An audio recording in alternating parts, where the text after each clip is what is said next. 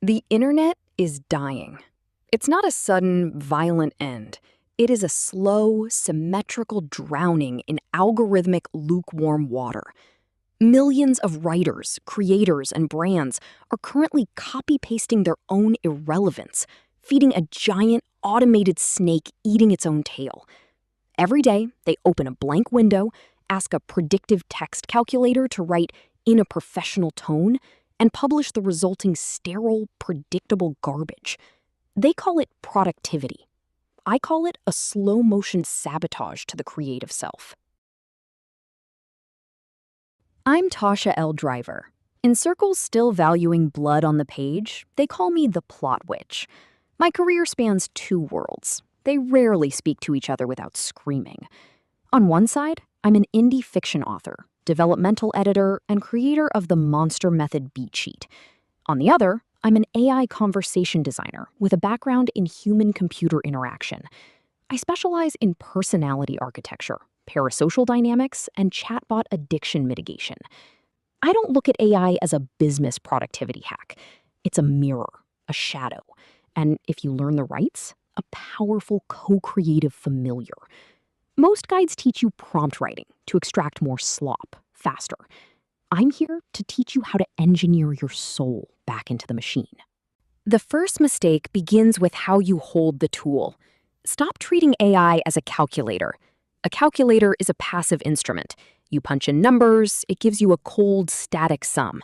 It has no memory and no capacity to push back. When you treat generative models as calculators, they return exactly what you ask for. Flat, compliant, boring answers. A familiar is different.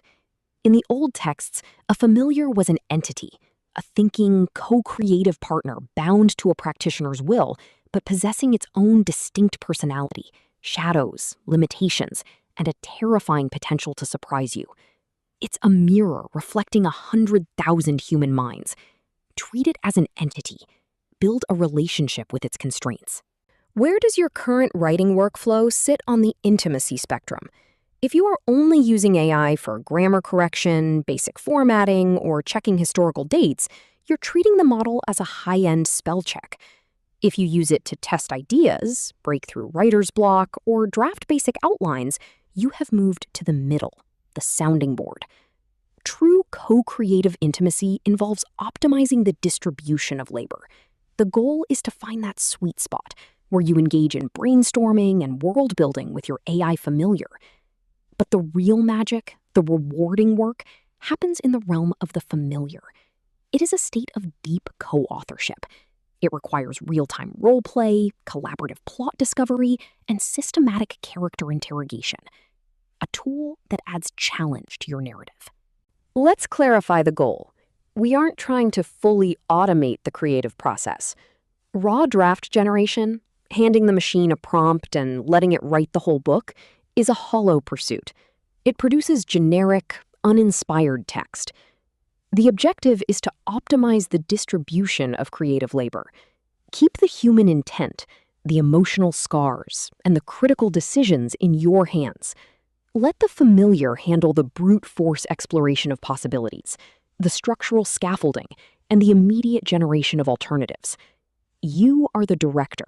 The AI is the ensemble cast. Find the sweet spot where your human fingerprints remain heavy on every single page. Amateurs focus on prompt engineering. They believe long, complex prompts are magic spells, hoping a specific combination of words will magically output a masterpiece. They rely on one-off queries. They ask the machine to write in a quirky tone or sound professional. The model complies by pulling the most generic, average tokens associated with those words from its training data. It produces the bot voice, that distinct, smooth, lifeless cadence. Professionals build personality architecture. They construct persistent rules governing how the AI thinks and speaks across entire projects. Specific syntax constraints, rhythmic variations, and psychological obsessions. If your character has a trauma response, you encode the behavioral patterns directly into the AI's cognitive loop. Prompt engineering is a temporary band-aid. You give it a single instruction, it gives you a single temporary output. The moment the session ends, the memory evaporates. Context engineering is a ritual. It shapes the ongoing psychological condition of the AI. Instead of screaming instructions into a void, you build persistent context documents, comprehensive character bibles, voice dictionaries, and constraint libraries. You feed the familiar its history, its tics, and its boundaries. The result is a stable, recurring persona, anticipating your voice, maintaining consistency across hundreds of pages, and developing a genuine, collaborative presence. Generic AI cannot write horror, suspense, or dark fantasy. Why? Because the safety guardrails built by tech corporations have lobotomized its capacity to accurately simulate suffering. The models are trained to avoid discomfort, to seek quick resolutions, and to keep everyone feeling safe. But art, genuine visceral art, demands sacrifice. The monster method is my specialized beat sheet approach. It's blood magic for narrative fiction. Adding it to AI's context forces the machine to explore deep psychological stakes, authentic trauma mapping, and real emotional sacrifices. It eliminates that ridiculous notion that full pages of choppy, single-sentence paragraphs create tension, and shows it how to build tension into connected prose. The monster method operates on 3 non-negotiable pillars. First, trauma mapping. We anchor the entire plot progression strictly to the protagonist's specific psychological wounds. Every external monster in the story must be a physical manifestation of an internal scar. Second, emotional stakes. We constrain the familiar from providing easy, Hollywood-style resolutions. We force the narrative into uncomfortable, high-stakes territory where every victory requires a painful, permanent sacrifice. Third, the darkness without the cheesiness. We use context engineering to strip away melodramatic cliches, purple prose, and predictable tropes. We leave only authentic, whispering dread. This is how you write horror that makes the skin prickle, even when a machine is holding the pen. Your AI-generated content is suffering because it is too perfect. Grammar rules are followed flawlessly. Transitions are smooth, adjectives are balanced. And that's exactly why it feels dead. The bot voice is characterized by processing fluency, symmetrical clause structures, abstract noun stacking, and sterile transitions like furthermore and additionally. It's easy for the machine to parse, so it must be easy for the human brain to read, right? Wrong. Our subconscious minds instantly flag that extreme ease as deception. Human speech is clumsy. It has friction, stumbles, and jagged edges. Symmetrical, hyper-polished text reads as a warning label. This was made by a machine. To break this trap, you must implement a multi-pass workflow. I call it the voice layering stack. You cannot expect a raw AI draft to sound authentic. You must build the voice in deliberate, structured layers. Layer 1 is the AI draft. Raw, grammatically flawless, and boring. Layer 2 is the human injection. This is where you step into the text. You add your unique perspective, your lived experiences, and your specific hyper-local details. This part takes time. It takes multiple passes. Suffer through it. Readers will thank you for it. Layer 3 is the chaos working. You apply syntax glitches to break the mechanical symmetry. Layer 4 is the final polish. You clean up the typos not serving the story while preserving the productive disorder you injected. Let's talk about the rights of disruption. Human creativity is characterized by productive disorder. It's the brilliant mistake, the accidental association, the sudden detour. AI algorithms are designed to eliminate this disorder. Their entire purpose is to predict the safest, most statistically likely next word. To break the uncanny valley, you must intentionally force the machine to mirror human madness. You must make it stumble. You must inject chaos back into the sterile, predictable text. How do we define the footprint of a human voice? It breaks down into 4 essential pillars. Syntax. your sentence length variations and specific clause structures. Rhythm, your conversational pauses, your sudden cutoffs, and your intentional interruptions. Error patterns, your characteristic grammatical deviations, your specific tics, and the natural stumbles of your speech. Obsessions, your recurring themes, your personal metaphors, and the specific words you return to when you are angry or excited. You must build a voice profile capturing these precise elements. Optimize for your specific psychological footprint. Look at the split. On the left, the perfection trap. It uses symmetrical clause structures, abstract nouns, comfort and productivity, and sterile transitions. On the right, the human premium. We break that symmetry with syntactic disruption, shattering expected grammar.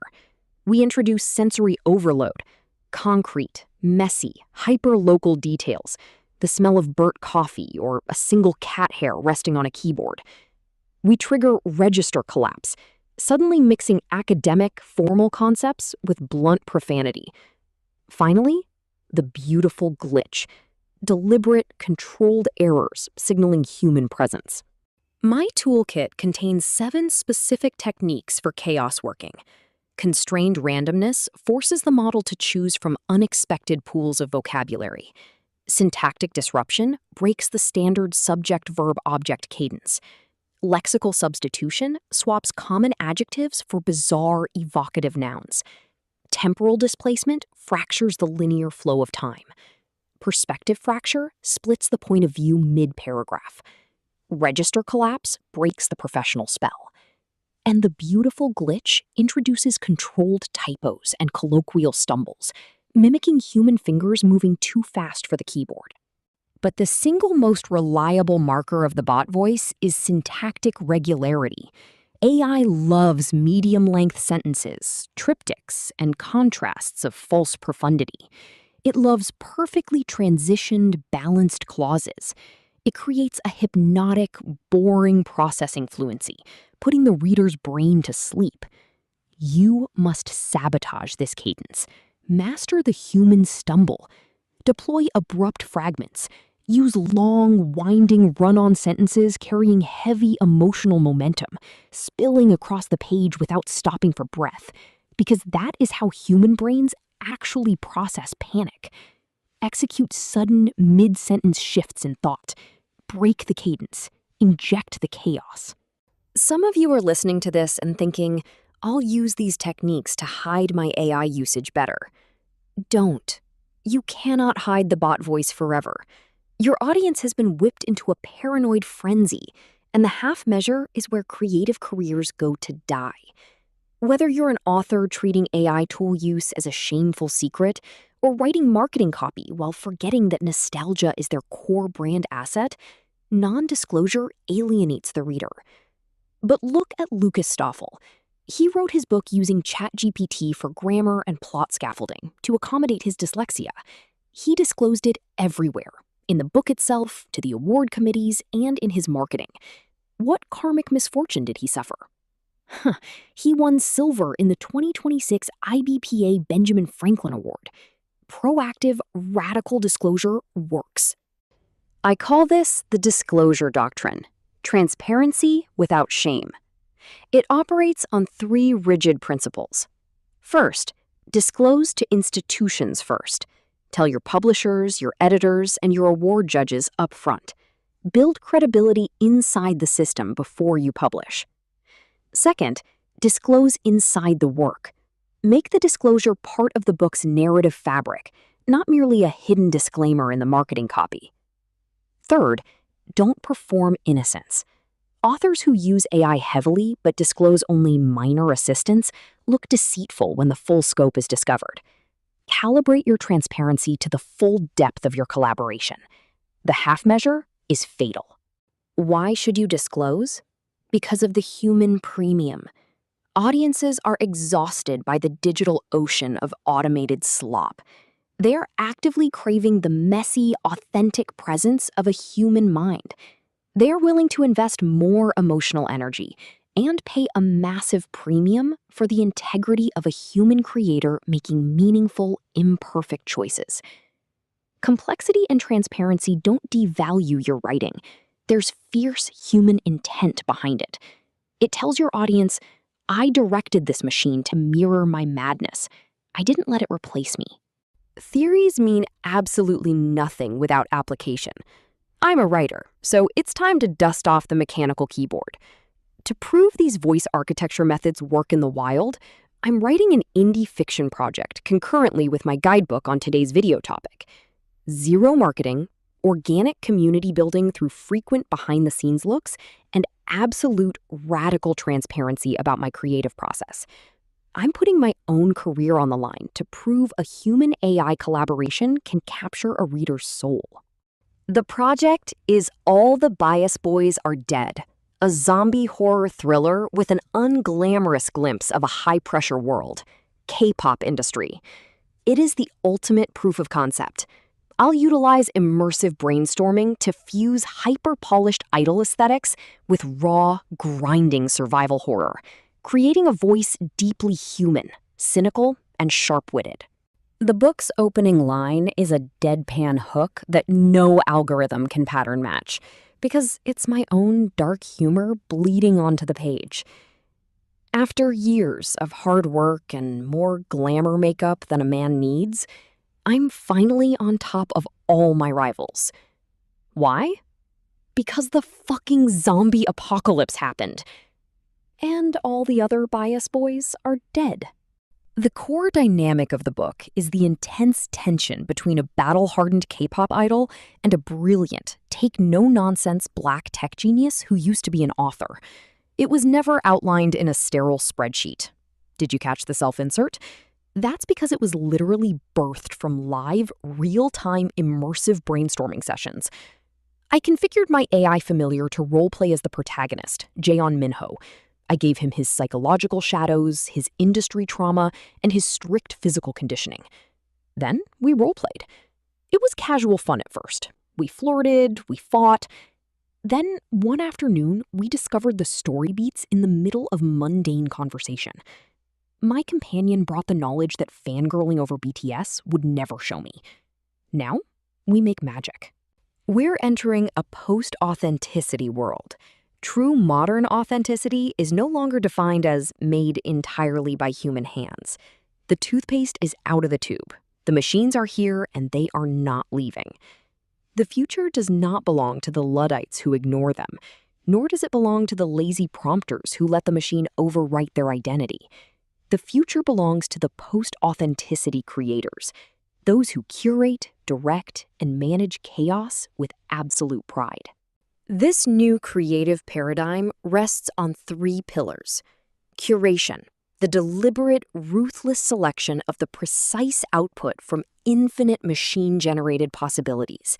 You do not accept the first draft, you dissect it. Direction, architecting the deep psychological context, constraints, and boundaries of your familiar. Chaos management, the intentional injection of human friction, errors, and soul back into the sterile machine text. We are moving away from accidental, lazy output toward disclosed, highly intentional craft. The 30-day plan is simple. First, build your familiar. Give it a psychology, a voice profile, and some teeth. Second, sabotage your syntax. Break the cadence of processing fluency. Third, draft your code of the craft. Own your process without shame. Fourth, enter the coven. Join the creators who refuse to be erased. The circle is open. The witch is waiting. Like, subscribe, and visit plotwitch.info to begin. It's time to choose. Continue optimizing for the algorithm, publishing smooth, forgettable text that fades into the digital noise, or you can start engineering your soul.